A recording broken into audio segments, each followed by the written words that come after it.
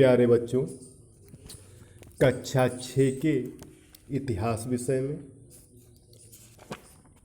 7वां अध्याय गुप्त साम्राज्य में आज गुप्त काल की धार्मिक दशा, गुप्त काल की उन्नति, संगीत एवं साहित्य, कला तथा शिक्षा एवं विज्ञान का अध्ययन करेंगे।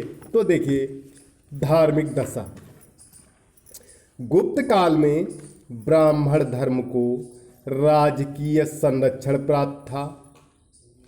गुप्तकालीन नरेशों में अश्वमेध यज्ञ करने की परंपरा थी।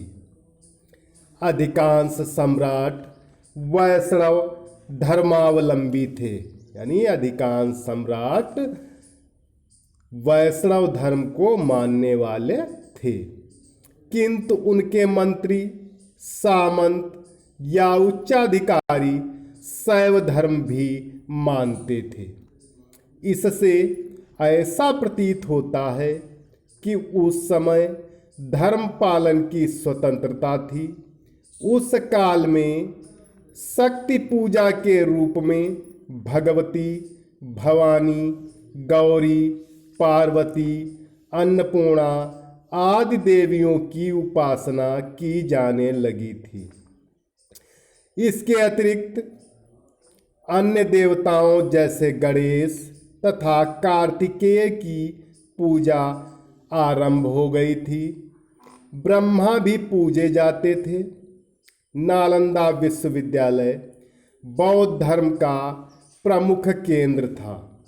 आगे देखिए, गुप्त काल की उन्नति। गुप्त काल विभिन्न रूपों में उन्नति की ओर अग्रसर हुआ, जो निम्न प्रकार है। नंबर 1, साहित्य, संगीत एवं साहित्य। गुप्त काल में संगीत को काफी बढ़ावा मिला।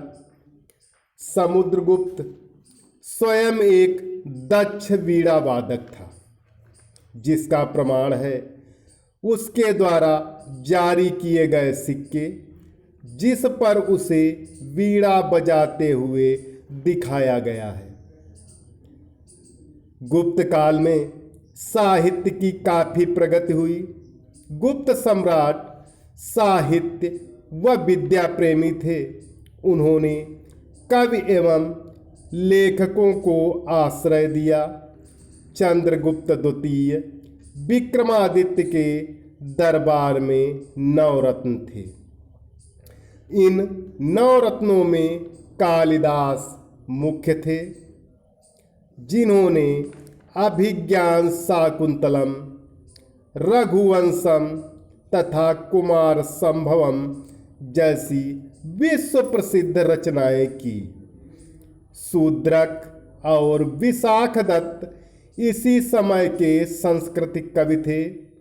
शूद्रक ने मृच्छकटिकम और विशाखदत्त ने मुद्रा राक्षस नामक नाटक की रचना की थी। पंचतंत्र की कहानियां भी इसी समय लिखी गईं। वराह मिहिर भी चंद्रगुप्त द्वितीय के 9 रत्नों में से एक थे। उन्होंने गुरुत्वाकर्षण शक्ति की खोज की थी। आगे देखिए, कला। गुप्त काल में मूर्तिकला एवं चित्रकला का पर्याप्त विकास हुआ।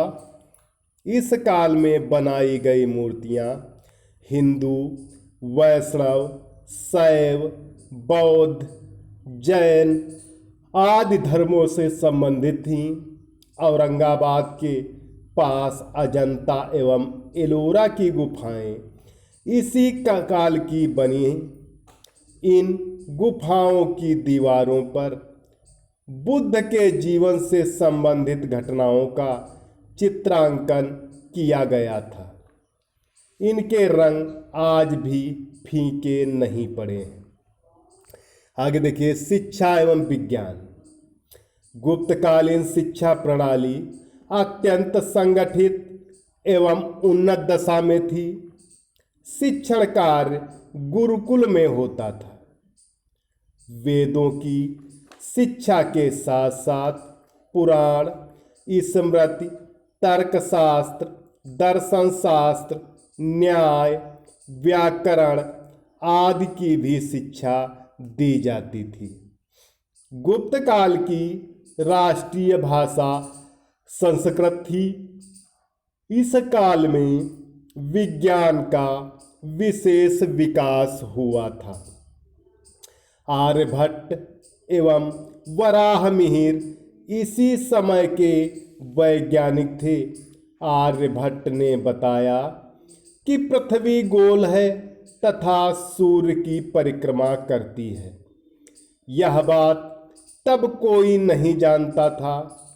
दिल्ली के महरौली स्थित लौह स्तंभ आज तक जंग रहित है, यानी उसमें जंग अभी तक जंग नहीं लगी है। यह उस समय में हुए विज्ञान के विकास के प्रमाण हैं। तो प्यारे बच्चों, आज इस वीडियो में इतना ही। सभी विद्यार्थी गुप्त काल की उन्नति के विषय में, जैसे संगीत एवं साहित्य, कला, शिक्षा एवं विज्ञान को अपने शब्दों में लिखकर होमवर्क वाले ग्रुप पर अवश्य डालें। धन्यवाद।